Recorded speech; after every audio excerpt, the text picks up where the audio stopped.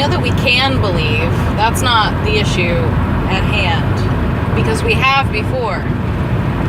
Why is it that on the radio station I can listen endlessly to songs about the Messiah, Jesus Christ, being born a baby, prophesized? We believed that it could happen once, but why is the belief lagging in today's culture? Why can't there be another? Even though people of that faith believe that there is a second coming on its way. But if I were to walk up to one of those people and say, he or she is here today, I wouldn't be believed. And in fact, there's an entire asylum full of people who claim that they are the second coming of Jesus. Why aren't they believed? We need to have faith again. Religion doesn't teach faith in each other and faith in ourselves. It teaches faith in Jesus specifically. But Jesus taught to have faith in ourselves. Faith the size of a mustard seed can move mountains. What happened to that? What happened to all the things that he tried to tell us? Now we just worship him like he is a god. And he is God. But he came here to say that so are all of we. It's hard for me to talk about these things because people think that it's blasphemous, but I don't. I think it's what Jesus was teaching. He was trying to show us that we're the ones that we've been waiting for. The problem about a singular deity is that it takes all of the personal responsibility away from every individual. Because it's all in God's hands, and it'll all be okay in the next life. But what about our hands, and what about this life? I believe that the Creator created creators. We are created in His own image and are creating. But so often, the people who I think have the most value that I've met can't see it in themselves. The things that they create don't seem miraculous to them, even though they are. I think Jesus would have wanted us to have faith in ourselves and each other. He would have wanted us to believe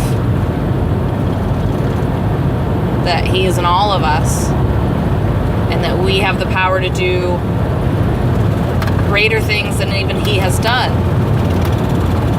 But when will we believe that? Like, really believe it?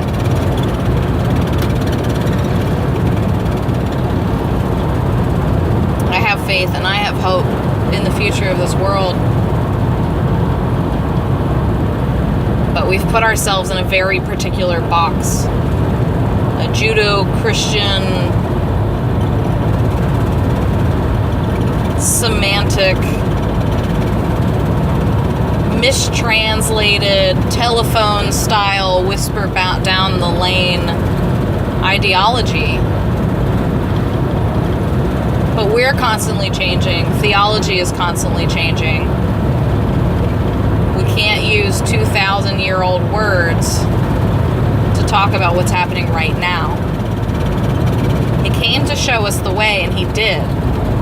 But it's been misconstrued and contorted because people think it still is the way that it was. And I don't even think Jesus was ever saying that. It's Christmas, and I have my own feelings about the arbitrariness of this date over a pagan holiday, and blah, blah, blah. I could go on endlessly. But the main thing being that even though I'm not a Christian, I believe in Jesus Christ. But He is not the sole Lord and Savior. I am my own Savior, and you are your own Savior, and I think that that's what He wanted us to be and do. We were supposed to save ourselves and save each other.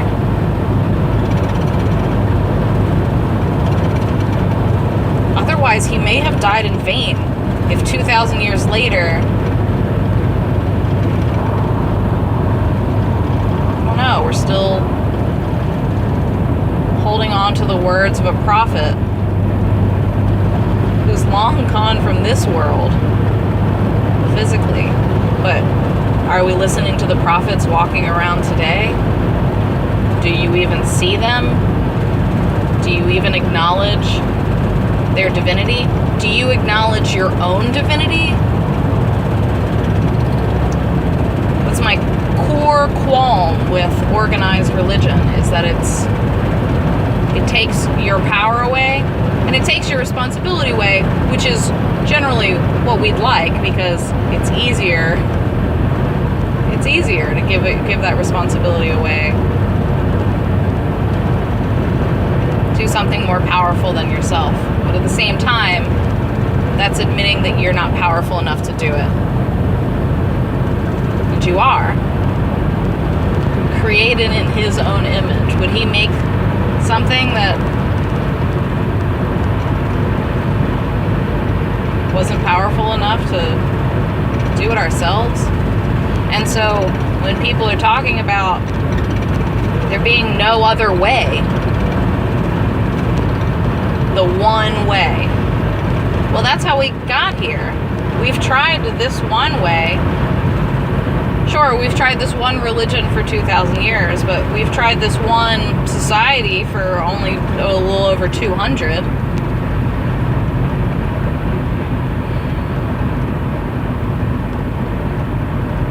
And just because we can't personally see a different way doesn't mean it doesn't exist.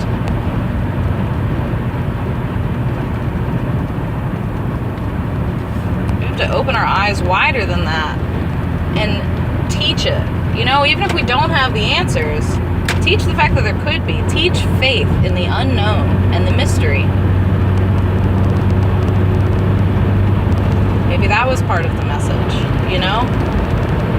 To have a man come down, sent from the heavens, born of a virgin, to save us all.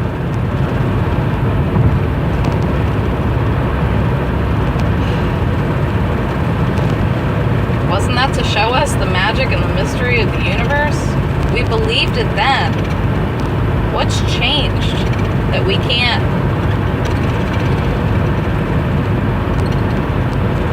rise with the tides and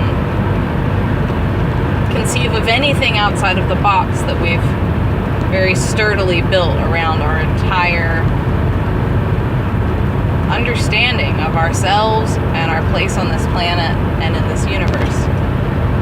Things are changing because it's inevitable. And we have to change too. And it's not happening fast enough, and it's not happening assuredly enough, and people aren't even thinking about it enough. People just aren't thinking enough. Some people are making a lot of money off of keeping us distracted and entertained.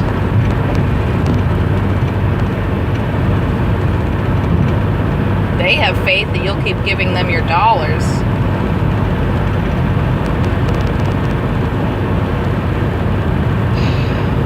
Sometimes I wonder if it's going to take all of this technology.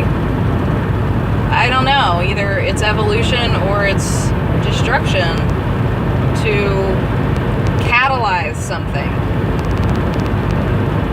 Because right now a lot of people are making money off of the fact that we don't want that responsibility. We'd rather sit at home and watch Game of Thrones or whatever. Preposterous. This is not what Jesus saved us for. He didn't sacrifice himself so that we can be comfortable physically while uncomfortable spiritually, but that's alright. Go to church and do what you're told, and it's good enough. I don't think it is anymore. I get labeled as New Age, and trust me, I've been there and I've seen it.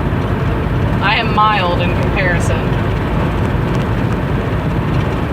But that bothers me because it's said in a derogatory way. Oh, It's just new age stuff. Even when friends are talking about things that have been backed by science, they still say, I know this sounds new agey, but here's the facts. Even friends who would consider themselves on that line say it with spite in their voice, you know, spite in the spit. But it's so innocuous. A new age. Isn't that what we want? Isn't that what we're striving for? Isn't that the next step? And who taught us that it's hippy-dippy shit? That old medicine is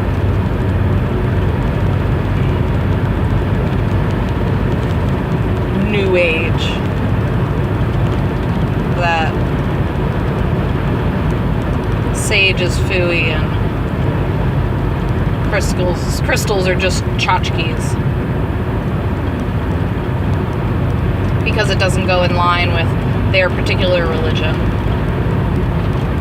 But at the end of the day, all religions that I've yet discovered are based on the same core facts, principles, or virtues. Love each other, love yourself, do good, be good to yourself and each other.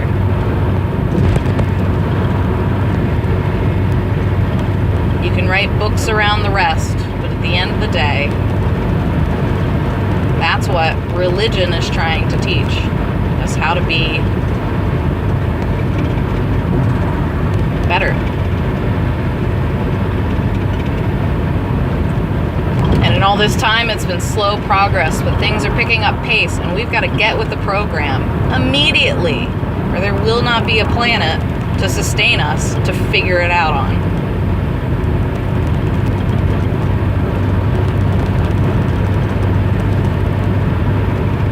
And I don't care if it's hippy-dippy.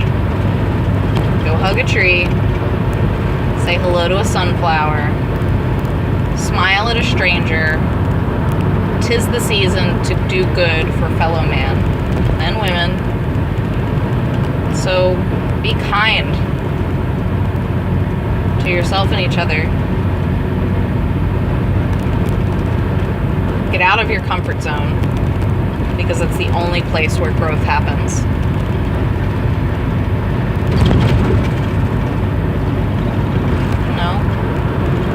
Be good. That's what Jesus wanted.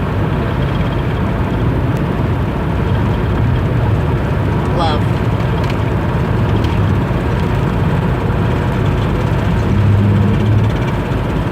They can't take that from us. They can't say that's hippy-dippy shit, even though they do. Love is a universal virtue. And that's my religion.